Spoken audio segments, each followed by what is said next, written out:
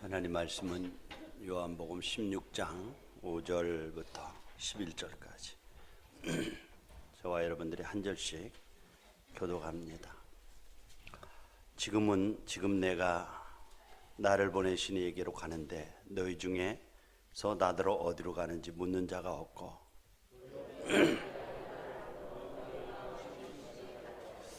그러나 내가 너희에게 실상을 말하노니 내가 떠나가는 것이 너희에게 유익이라. 내가 떠나가지 아니하면 보혜사가 너희에게로 오시지 아니할 것이요 가면 내가 그를 너희에게로 보내리니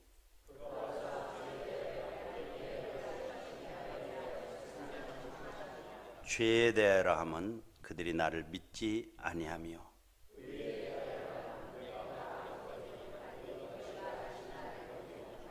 다 같이 심판에 대하여 하면 이 세상 임금이 심판을 받았습니다.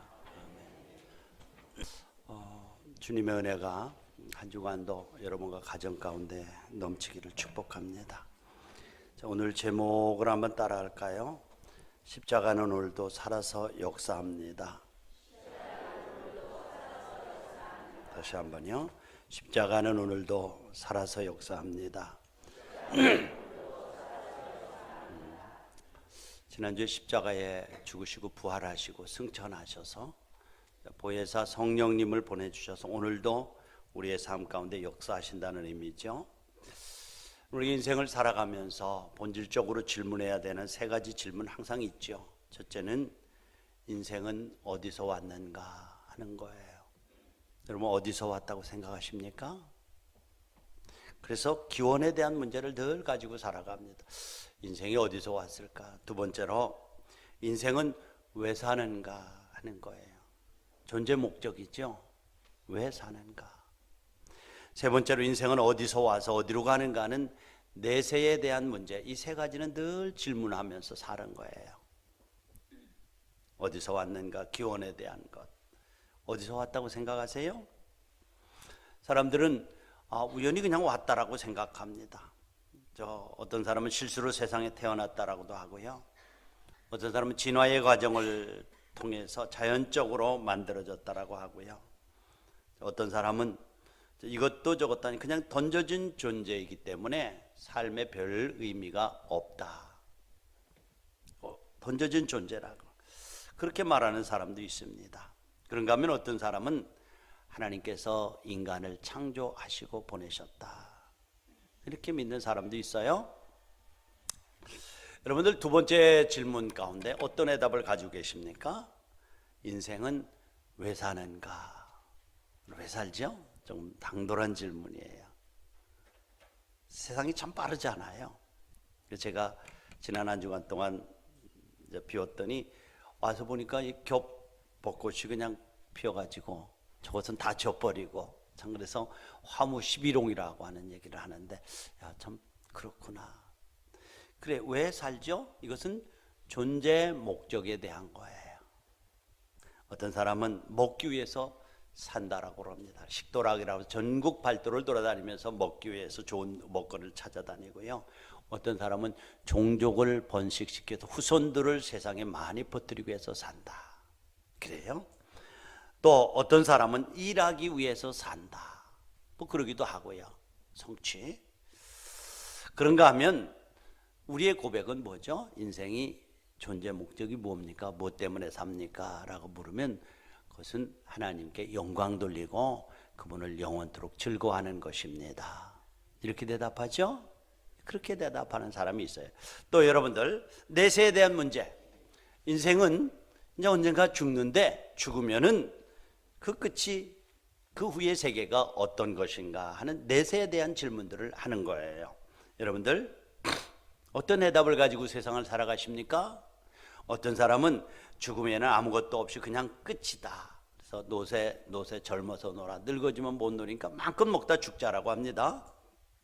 어떤 사람은 사람은 죽으면 홀령으로 세상에 떠돌아다니고 무주공천에 떠돌아다니다가 이제 제삿날이 되면 제사 지낼 때 와서 밥으로도 못 가는 홀령이라고 이렇게 말하기도 하죠. 어떤 사람은 너도 모르고 나도 모른다라고 불가지론자들도 있고요. 아닌가 하면은, 그런가 하면 어떤 사람은 반드시 사람이 한번 죽는 것은 하나님께서 정하신 것이고 그 후에 심판이 있고 그 후에 천국과 지옥이 있다. 그런 인간은 영원한 존재다 하는 그런 고백을 가지고 사는 사람들이 있어요. 저와 여러분들이죠.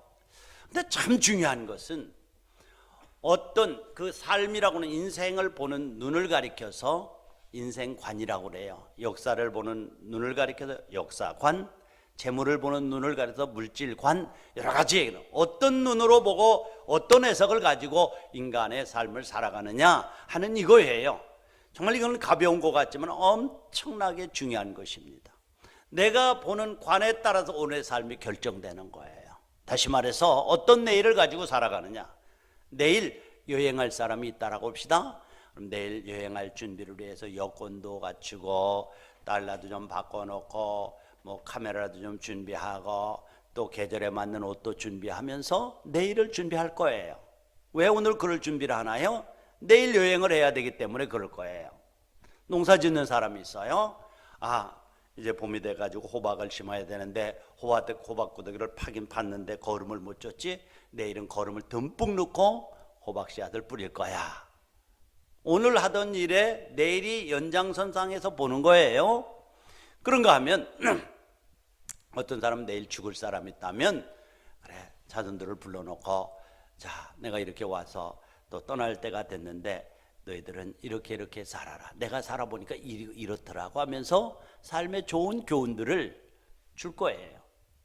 제가 뭘 말하고 싶은 거예요? 어떤 인생관을 가지고 있느냐에 따라서 오늘 내 삶의 방향과 삶의 내용이 달라진다는 거예요. 여행할 사람은 여행 준비하고 일할 사람은 내일 또 연속될 일을 준비하고 내일 세상이 끝이라고 생각하는 사람 자녀들에게 좋은 요원들을 남길 거예요. 그래요. 그래서 각기 다른 인생관에 따라서 오늘을 살아가는 거예요. 근데 오늘 성경에 이렇게 인생들이 세상을 살아가는 사람들의 인생관이 전부 다르지만은 한마디로 예수님께서 일목요연하게 말씀하세요. 우리 5절을 한번 읽어볼까요? 시작. 지금 내가 나를 보내신 에게로 가는데 너희 중에서 나더러 어디로 가는지 묻는 자가 없다. 확실하게 설명합니다. 자, 지금 나는 나를 보내신, 그러니까 오늘 나의 존재라는 건 우연히 던져진 존재도 아니고 그죠? 어떻게 하다 태어난 존재가 아니라 나를 보내신 분이 보냈다는 거예요. 할렐루야. 저와 여러분들은 분명히 보내신 분이 있습니다. 삶의 목적이 있는 거예요. 던져진 존재가 아니에요. 그래서 나를 보내신 이가 하나님께서 보내게 하셨어요. 그리고 오늘도 예수 믿고 우리 예수님께 한 식구가 되게 하신 거예요. 보내신 거예요. 때가 되면 하나님 부르셔요. 오늘 일부 예배에 우리 전 집사님 오빠 내외가 와서 예배를 드리고 갔어요. 너무 기분이 좋았어요. 다시 한번 제가 그래요. 너무 반가워요. 이 교회는 우리 고순 집사 권사님이 자리 잡고 자손들을 위해서 기도하던 자리요. 이제 응답이 된 거예요 하면서 격려하고 보냈습니다. 때가 되면 하나님이 부르셔요. 던져진 존재가 아니에요. 나를 보내신 분이 있다는 거예요. 여러분들을 보내신 그분이 오늘도 저와 여러분들을 만나게 하시고 예배 자리에 인도하시고 예수님이 나의 구세주 되심을 고백하게 하신 줄로 믿습니다. 자, 십자가를 앞에 놓고 주님께서 어떤 고백을 합니까? 나를 보내신 이에게로 돌아가는 것이 죽음이에요.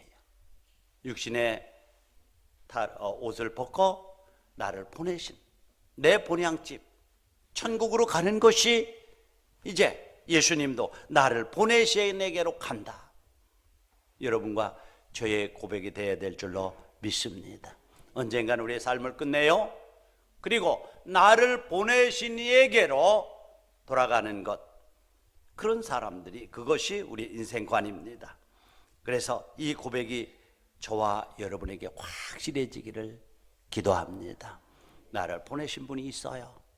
나를 사는 것도 그냥 사는 게 종족번 씻고 먹고 놀다가 사는 것이 아니라 하나님의 영광을 위해서 사는 거예요. 하나님이 보내신 목적에 맞게 사는 거예요. 그리고 어느 날 주님이 나를 부르시면 주님 앞에 가는 것, 이것이 오늘 예수님께서 십자가를 앞에 놓고 제자들에게 주셨던 일목요연한 간단하지만은 정말 삶의 방향을 결정하는 중요한 내용이에요. 저와 여러분들의 고백이 되기를 다시 한번 기도합니다. 자, 오늘 본문의 배경을 보면은 예수님께서 이제 십자가를 지실 날이 얼마 남질 않았어요. 한 3, 4일 후에 제자들에게 마지막 설교하신 내용 중 일부예요. 그런데 여기 내용에 보면 예수님 자신도 유대인들의 이제 고발을 통해서 십자가에 못 박혀 죽게 될 것이다. 그리고 뿐만 아니라 나를 따르던 너희들에게도 엄청난 핍박과 고통이 따를 거야. 이렇게 말씀하라고. 2절을 한번 보니까요. 한번 읽어볼까요? 2절 시작. 사람들이 너희를 출교할 뿐만 아니라 때가 이르면 물은 너희를 죽이는 자가 생각하기를 이것이 하나님을 섬기는 일이라 하리라. 그러니까 심지어는 너희들을 출교하고 죽이는 데까지 내어주는데 그 죽이면서도 이것이 마치 예수님을 만나지 못했던 바울이 예수 믿는 사람을 죽이러 다녔던 것처럼 이것이 하나님을 위한 일이다 하면서 죽일 거라는 거예요. 자, 이 말을 들은 제자들은 대단히 두려운 거예요. 우리가 그렇게 기둥처럼 기대던 예수님이 며칠 후면 죽는다고 하는 것, 이것도 엄청난 두려움이었고, 또 다른 하나는 예수님을 따르던 자기들에게까지도 핍박이 오고 고난이 오고 심지어는 죽음에까지 내어준다는 얘기를 들었을 때 엄청난 두려움에 휩싸여져 있었어요. 그들이 제자들이 당시에 유대인들과 제자들이 기대했던 메시아가 누구죠? 어떤 메시아였죠? 로마 정부를 전복시키고 이스라엘의 정치적인 왕이 돼서 자신들에게 벼슬을 내려주실 것으로 고대하고 좋은 환경, 높은 명성, 권세를 얻어서 떵떵거리며 살 것을 꿈꿨는데 핍박을 받는다고 하는 거 도저히 받아들일 수가 없는 거예요. 예수님 왕 될 줄 알았더니 죽는다고 하는 것 도저히 받아들일 수가 없는 거예요. 그러니까 두려움과 공포에 휩싸여져 있는 것입니다. 이때 예수님께서 찾아오셔서 그들을 위로하시는 말이 뭐예요? 8절 한번 읽어봅시다. 7절 한번 읽어봅시다. 시작. 그러나 내가 너에게 실상을 말하노니 내가 세상을 떠나는 것이 너에게 유익이라. 내가 떠나가지 아니하면 보혜사가 너에게로 오시지 아니할 것이요 가면 내가 극한의 두려움과 공포 가운데 닥칠 핍박과 자기의 스승이 사라진다라고 하는 그것 때문에 극한의 공포와 두려움에 쌓여있는 제자들에게 찾아오셔서 그래, 너희 참 두려워하는구나. 내가 너희 곁을 떠난다고 해서 그렇게 염려할 것 없단다. 오히려 내가 너의 곁을 떠나는 것이 훨씬 더 유익이 될 거야. 왜냐하면 내가 가면 반드시 보혜사 성령님을 너에게 선물로 보낼 거야. 그 성령님은 너와 항상 함께 있고 동행하고 위로하고 그래서 오히려 너의 근심이 기쁨으로 변할 거야. 이렇게 위로하면서 두려움 가운데 있는 그들에게 성령님, 보혜사 성령님을 소개하고 있습니다. 두려움을 극복할 수 있는 방편이 뭡니까? 좋은 환경입니까? 아니요. 아니요. 좋은 환경 때문에 트라우마가 극복되는 것은 절대 아닙니다. 좋은 환경 때문에 영적인 자유와 정신적인 자유를 얻는 건 절대로 아닙니다. 예수님을 보내고 그렇게 두려움 가운데 있는 제자들이 예수님께서 너희 두려워하지 말고 내가 너에게 보혜사 성령을 보낼 텐데 예루살렘에 모여서 합심해서 기도해라.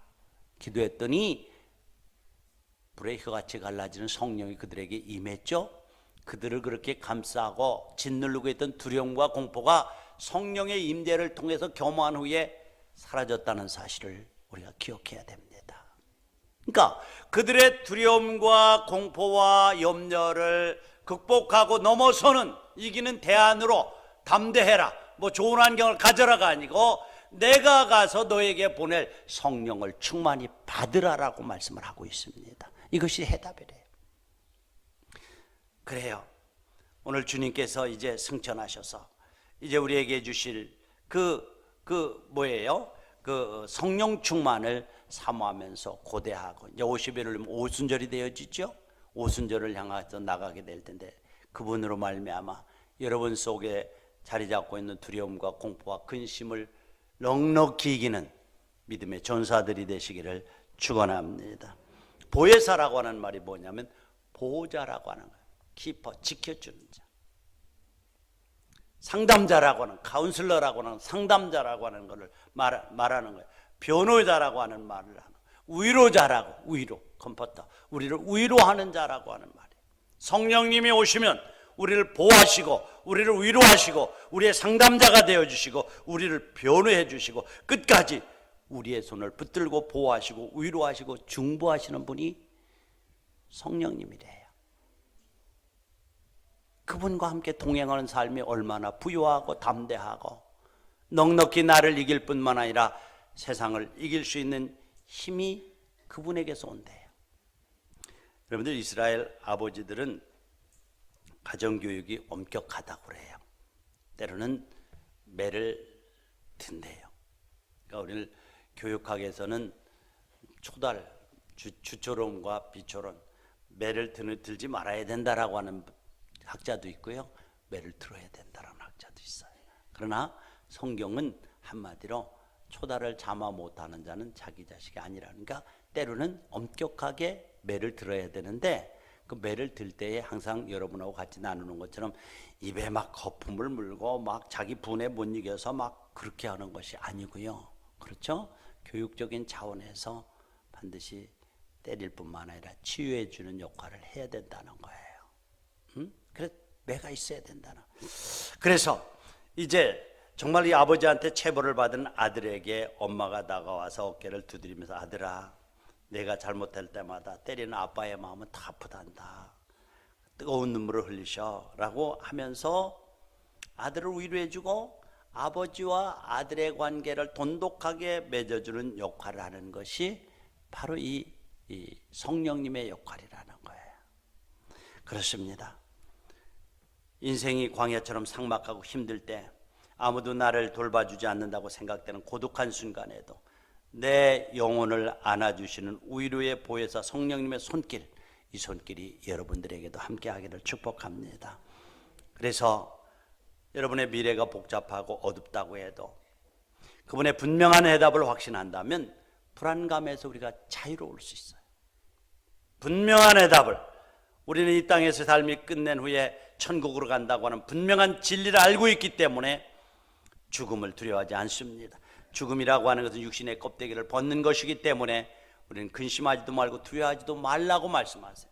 요한복음 14장 1절에 보면은 1, 2절에 보면 한번 뜨면 우리 같이 한번 읽어요. 시작. 너희는 마음에 근심하지 말라. 하나님을 믿으니 또 나를 믿으라. 내 아버지 집에는 거할 곳이 많도다. 그렇지 않으면 너에게 일렀으리라. 내가 너희를 위하여 초소를 예배하러 가노니. 주님이 우리를 위해서 초소를 예배하러 간대요. 그리고 아버지 집에는 거할 곳이 많다는 거예요. 초소가 예비되면 내가 너희를 다시 와서 너희를 나 있는 곳으로 영접하겠다는 거예요. 그렇습니다. 예수님은 공포에 사로잡혀 있는 제자들에게 찾아 위로하시면서 선물로 보내신 그 성령님 보혜사로 말미암아서 넉넉히 이기라고 말씀하면서 그 성령님이 하시는 역할에 대해서 말씀하고 있어요. 오늘 8절을 한번 읽어볼까요? 시작. 그가 와서 죄에 대하여, 의에 대하여, 심판에 대하여. 자, 그가 와서 가장 먼저 하시는 일이 뭐죠? 죄에 대해서 말씀한다. 죄에 대해서. 이 말은 세상에서 가장 큰 죄가 무엇인지를 깨닫게 하신다, 이 말이에요. 죄가 무엇인지를 깨닫게. 두 번째로 뭐죠? 의에 대하여라고 하는 것은 그 죄의 문제를 어떻게 해결하는가 하는, 내가 어떻게 의로워지는가 하는, 내가 어떻게 의로워져서 하나님의 자녀의 신분을 회복하고 천국 갈 수 있는 신분이 되는가 하는 것에 대해서 말씀한다는 거예요. 자, 그렇다면 첫 번째 죄에 대해서 말씀하신다고 하는데 인생의 삶에서 가장 큰 죄를 지적하시고 깨닫게 해주신대요. 이게 뭐죠? 여러분, 큰 죄가 뭐라고 생각합니까? 살인요? 강도요? 간음요? 모두 하나님 앞에서 죄인 것만은 분명합니다. 그러나 가장 큰 죄는 아니라는 거예요. 가장 큰 죄가 뭐죠? 하나님 앞에서 가장 큰 죄는 바로 이 세상에 구주로 오신 예수님을 믿음으로 영접하지 않는 것, 이거는 구원받을 길이 없다는 거예요. 그러니까 죄에 대해서 뭐예요? 우리는 어차피 죄인입니다. 날마다 말로, 생각으로, 행위로 죄를 지으면서 살아가는 자범죄인들. 그러나 더 중요한 것은 이런 죄인이기 때문에 예수님께서 십자가에 대신 달려 죽으시고 우리의 죄값을 치르셨는데 그 사실을 믿음으로 받지 않는 것, 이것이 가장 큰 죄라는 거예요. 죄라는 거예요. 그래서 누가복음 12장 10절에 보면 누구든지 말로 인자를 거역하면 사하심을 받으려니와 성령을 모독하는 자는 사하심을 받지 못한다. 이 성령이라고 하는 것이 뭐예요? 하나님의 신성, 예수 그리스도의 신성, 구원 사역, 십자가의 죽으심을 받아들이지 않는 사람은 절대로 구원 얻을 수가 없다라는 말이죠. 우리가 혹시 믿지 않는 사람 중에 이런 말을 해요. 왜 예수를 꼭 믿어야 천국 가요? 착한 일 많이 하고 평생 남을 해치지 않고 선하게 살고 사람들한테 보면은 법 없어도 산다고 하는 사람들이 많은데요, 평생 나쁜 짓만 하다가 또 자기 이익만 챙기다가 죽는 마지막 순간에 예수 믿었다고 해서 그 사람은 천국 가고 평생 선하게 산 사람은 예수 믿지 않는다고 해서 지옥 간다면 그처럼 불공평한 일이 어디 있습니까? 이런 말을 해요. 일변 맞는 말이에요. 합리적인 말이에요. 예수 믿는 사람 중에 엉망인 사람 많아요. 그렇죠? 예수 믿지 않는 사람들 중에 성품적으로 착한 사람 많아요. 성품적으로, 기질적으로 인성이 좋은 사람 많아요. 믿으면서도 까칠한 사람 되게 많아요. 그런데요, 여러분들, 우리가 로마서에 보면은 모든 인간이 죄를 범하였으면 하나님의 영광에 이르지 못하는, 죄인 아닌 인간이 없어요. 죄는 본질상 사망이에요. 그리고 그 착하다 선하다라고 하는 개념을 볼 때 그저 상대적인 거예요. 여러분, 상대적인 거예요. 그렇죠? 저 사람은 이 사람한테 착하다, 상대적인. 제가 늘 무슨 얘기를 하잖아요. 가령 1,000원짜리 도적질, 닭설이라고 있죠. 닭설이, 참외설이 하는 사람들이 착하게 사는 사람들, 야, 저놈들 남이 저렇게 땀 흘려서 그 지어놓은 농사를 소리에서 먹다니 저 진짜 도둑놈이다. 도둑질 하는 사람은 그렇게 말해요. 그런가 하면 참외설은 닭설이를 했다고 그럽시다. 야, 어떻게 닭서리를 하냐? 닭은 참외를 몇 개 주고 사야 되는데 참외는 그래 서리로 봐두지만 닭은 도둑놈이야, 도둑놈. 그렇게 도둑질하는 거예요. 응? 소도둑질하는 집에 가시다.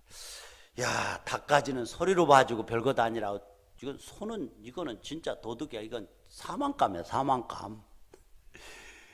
죄라고 하는 것이 상대적이에요. 상대적이에요.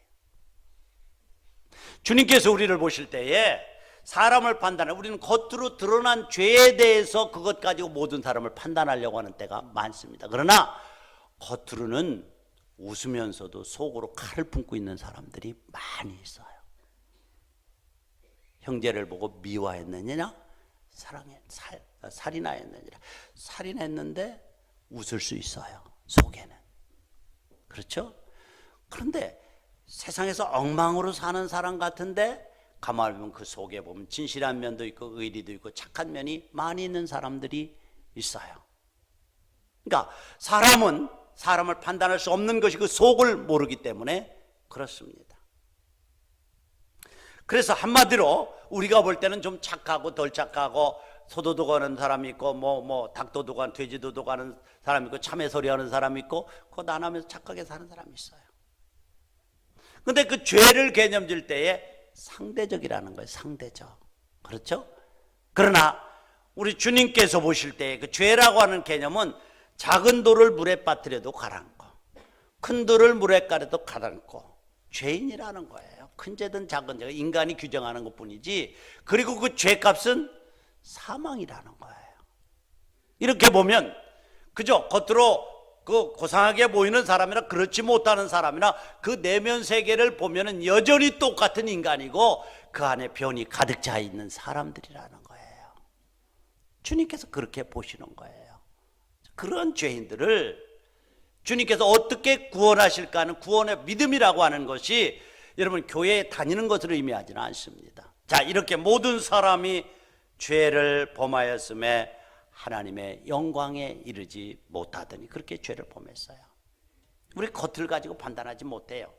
그리고 사람들이 보는 그 죄의 개념은 자기들이 가지고 있는 이데올로기, 이념적인 것과 가지고 죄다 아니다 개념을 판단해요. 진보 진영에 있는 사람은 저 보수 진영에 저거 악하다, 보수 진영에 있는 사람은 진보 진영에 저건 정말 악하다, 자기들이 가지고 있는 그 이데올로기, 이념이라고 하는 것으로 지금 판단을 하고 있는 거예요. 주님의 눈이 아니라니까요.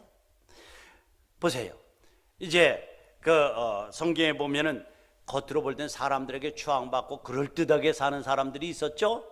바리새인들과 서기관들이 얼마나 철저한지요. 율법도 잘 지키고 길 가다가 시간 되면 기도하고 하나님 앞에 11조 드릴 때 채소 뿌리까지도 드렸다니 얼마나 철저해요. 사람 존경받고 추앙받고 그랬어요. 그러나 주님께서는 그들을 가리켜서 가장 많이 책망하고 똑똑하게 힐책한 사람이 누구냐면 바리새인들과 서기관들이었어요. 겉으로는 뭐예요? 그저 무당과 같이 회칠했는데 속에 썩은 것이 가득하다는 거죠. 대접의 겉은 깨끗한데 속이 더럽다는 거예요. 그런가 하면 여러분들 이 백부장 같은 사람 로마에서 와서 이제 이스라엘에 통치하는 백부장이었어요. 100명을 군사를 거두리는. 유대인들이 볼 때는 저건 사람도 아니고 돼지고 저 지옥의 땔감으로 써야 될 사람이에요. 그런데 주님께서는 그의 믿음을 보시고 이스라엘에서 이만한 사람을 보지 못했다는 거예요. 그러니까 우리가 겉으로 드러나는 거 가지고 우리의 수준에 판단할 수가 없다는 거예요. 그래서 믿는다라고 하는 것은 이렇게 모든 인간이 죄를 범하였음에 지옥에 갈 수밖에 없는 인간이라는 거예요. 그런데 하나님께서 어떻게 이 문제를 해결하신다고요? 의에 대해서라고 여기 말씀하죠. 어떻게 의로워지는 죄인 아닌 의인이 되어지는 길을 예비하셨는데 그게 뭐죠? 바로 사랑하는 독생자 예수 그리스도를 보내시기로 작정하신 거예요. 죄 없으신 그분을 죄 있는 우리의 죄를 전가시켜서 그분을 죽게 하셨어요. 그러니까 우리가 예수 믿는다고 하는 것은 뭐예요? 하나님께서 죄인인 인간을 구원하시기 위해서 하나님께서 만드신 구원의 방편을 의지적인 결단을 해서 믿음으로 수용하는 것, 그걸로 받아들이는 것, 이해가 아니에요. 믿음으로 받아들이는 것, 이것이 바로 의로워지는 거예요.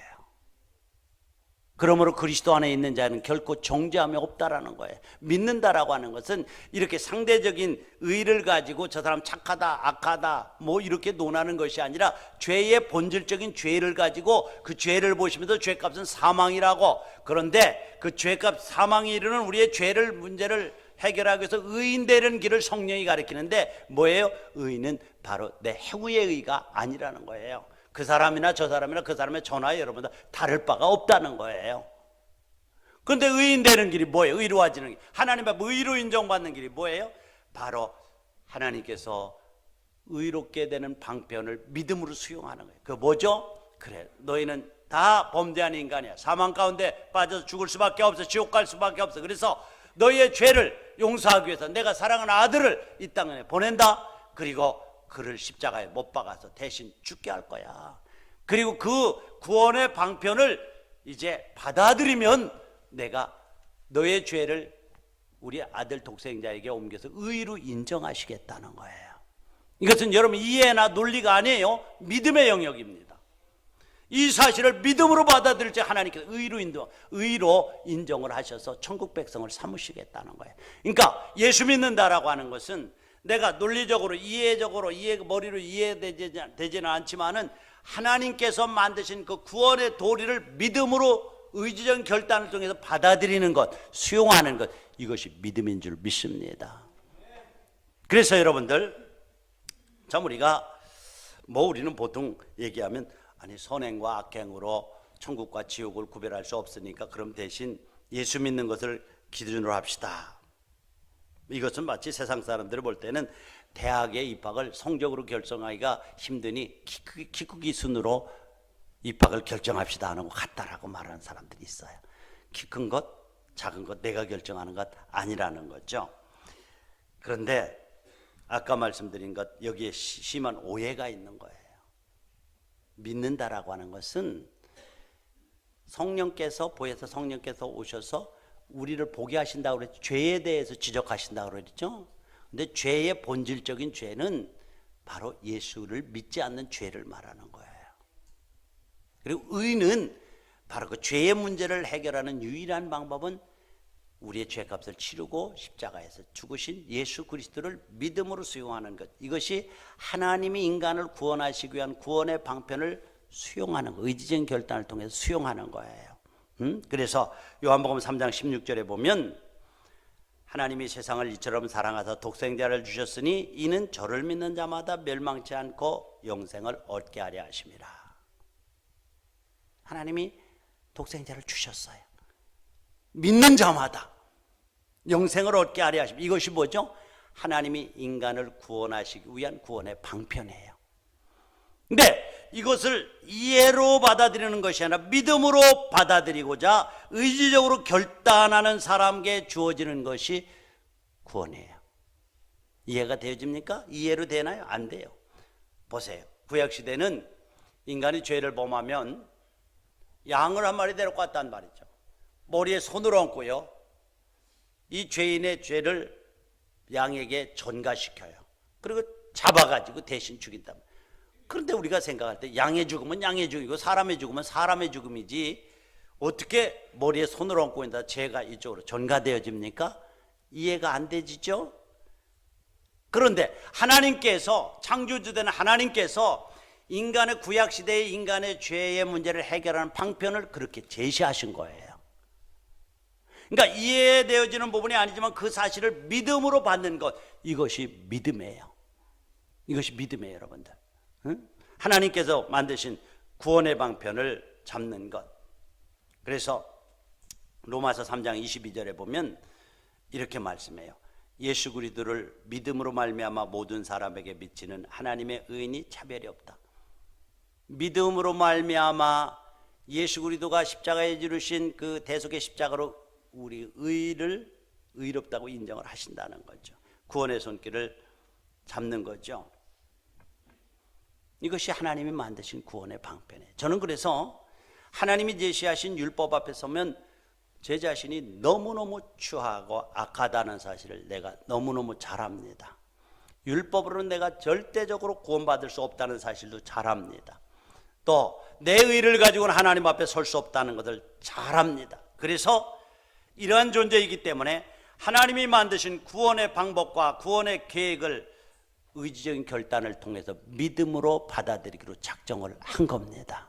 여러분들도 그런 거예요. 그렇죠? 율법으로 누가 하나님 앞에 설 수 있겠어요? 그래서 믿음으로 보니까 구원받을 수 있는 길은 십자가의 은혜밖에 없다는 사실이 진리임을 확신하게 되었고, 여기에 소망이 있고 복음 앞에 서서 담대해질 수 있고 뻔뻔해질 수 있는 것이 바로 이 복음입니다. 율법에서는 나는 엉망이에요. 그럼 어쩔 수 없어요. 하나님이 이 엉망인 죄를 십자가에 다 흘리셨으니 그 사실을 믿음으로 받아들이면 이 죄를 거기에 하나님이 옮겨주셔서 의로 인정하시겠다는 거예요. 그러니까 세상 사람들이 보는 눈에는 착하게 사는 저 철수보다도 악하게 사는 예수 믿는 누가 구원받는다는 것은 논리적으로 이해가 안 되지만은 믿음의 영역에서는 얼마든지 이해될 수가 있습니다. 모든 사람이 죄를 범했기 때문에. 그래서 성경에 보면 십자가의 도가 어리석은 사람에게는 미련하게 보이는 거예요. 야, 저것들 무슨 예수님이 2000년 전에 죽고 십자가에 죽었는데 자기들이 믿으면서 저렇게 뻔뻔하게 의로 여겨진다는 거야? 도저히 이해가 안 되어지는 거예요. 그러나 그것이 하나님께서 인간을 구원하시기 위해서 만들어 놓으신 구원의 방편이라는 사실이에요. 그러니까 믿는다라고 하는, 다시 말씀드리면 믿는다라고 하는 것은 그 사실을 의지적인 결단을 통해서 믿는 거예요. 그래서 로마서에 보면 믿음으로 믿음에 이른다라고, 의지적인 결단을 하고 믿으니까 믿어지는 믿음이 생기는 거예요. 여러분들이 의지적으로 결단하고 믿음으로 다시 한번 이 주님의 하나님의 구원의 도리가 진리로 믿어지는 역사가 있기를 축원합니다. 그러니까 우리가 이런 복음을 받아들이는데 어려운 점은 자연의 법칙으로는 도저히 이해가 안 된다는 거예요. 아까 말씀드린 대로 구약시대에 동물이 죽는 것은 동물이 죽는 거고 사람이 죽는 건 사람이 죽는 건데 어떻게 죄를 머리에 손을 얹어서 전가시키고 양을 잡아 죽임으로 내 죄를 용서받는다? 이해가 안 되어져요. 그러나 하나님께서 우리의 죄의 문제를 해결하시기 위한 방편이에요. 이해가 되어지지 않지만은 예수님을 십자가에 흘리신 그분의 피가 우리의 죄를 대속하신다는 이거 자연 법칙 아니에요? 이론적인 법칙이 아니에요? 세상 사람들은 인정하지 않으려고 합니다. 왜요? 그분들은 구원의 진리가 자연 법칙을 따르지 않고 있어요. 하나님의 법칙을 따르고 있어요. 구원의 도리가 자연 법칙이 아니라 하나님의 법칙이에요. 하나님의 법칙이기 때문에 그 사실을 믿음으로 받아들이는 거예요. 또 여러분들 이 복음을 받아들이고 믿음이 성장하는데 또 다른 어려운 점은 대부분의 이 복음은 여러분들의 이해를 요구하지 않습니다. 머리로 이해되어지고 납득되어질 때 믿는 것을 요구하지 않고요, 무조건 믿을 때에 납득되어지는 것, 믿을 때에 체험되어지는 것, 이게 복음이기 때문에 이성적인 논리가 큰 사람에게는 이 복음이 설 자리가 없어요. 보세요. 그래요. 많은 사람들이 이 이성의 그 한계를 내려놓을 때에 믿음을 통해서 믿음을 경험하게 되는 겁니다. 그러니까 우리가 이 복음을 이해하는데 이해를 요구하지 않고 믿음으로 받고 순종과 실천을 통해서 나갈 때 체험되어지고 체험으로 깨달아지는 것이 이 복음이에요. 할렐루야. 그래서 성경은 끊임없이 우리들에게 너희는 맛보아 알지니라. 맛본 체험하는 거예요. 수박의 겉만 보고는 몰라요. 먹어보아야 맛보아 아는 거예요.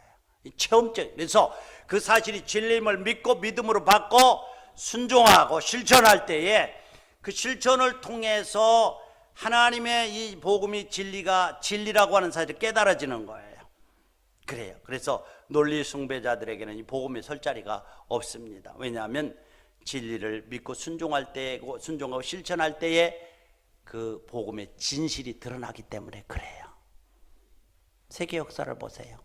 이 복음이, 이 미련한 복음이 가는 곳마다 자유가 있었고 인권이 신장되어지고 그리고 여러분들 물질적인 풍요도 임했고요, 영적인 자유가 임하고요, 복음이 가는 곳마다 민주화가 이루어지고 한 것이 있어요. 왜 그래요? 논리적으로 설명이 되나요? 설명이 안 돼요. 그러나 현상들을 보면서 복음의 역사는 이렇게 놀라운 것이로구나. 남과 북을 놓고 봐도 여러분 알지 않아요?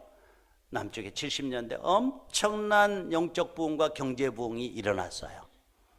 오늘 정말 우리는 잘 살아요. 정말 여러분들 감사해야 돼요. 논리적인 것을 어떻게 설명하겠습니까?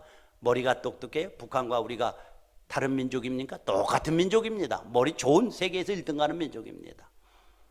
출발선상이 다르다고? 아니, 출발선상이 북쪽이 우리보다도 훨씬 더 좋았습니다. 갈라지기 전에. 뭐가 다른 거예요? 자원이 북쪽이 우리보다 훨씬 많습니다. 뭐가 다른 거예요? 뭐가? 복음이에요. 복음. 그러니까 우리가 믿음으로 순종할 때에 그 실체를 드러난 역사를 보고 오늘도 하나님은 살아계신 하나님이로구나. 역사가 체험되어지는 거예요. 그렇습니다. 사랑하는 우리 신가족 여러분들, 이게 두려움과 공포 가운데 있는 제자들에게 찾아오셔서 보혜사 성령을 약속하셨는데 성령으로 말미암아 우리의 죄에 대해서 볼 수 있기를 원합니다. 가장 큰 죄는 주님이 우리를 위해서 구원하시기 위해 만드신 구원의 도리를 받지 않는 걸 가장 큰 죄라고 그래요. 그래서 십자가의 은혜밖에는 우리가 없습니다. 우리가 의로워지는 것은 바로 십자가 앞에 우리를 내려놓고 사유함을 받을 때에 의로워지고 하나님의 자녀가 되어지고 하나님의 백성이 되어지는 줄로 믿습니다. 우리 다 같이 눈을 감으시고요, 오늘 주신 말씀들을 좀 묵상해 봅시다.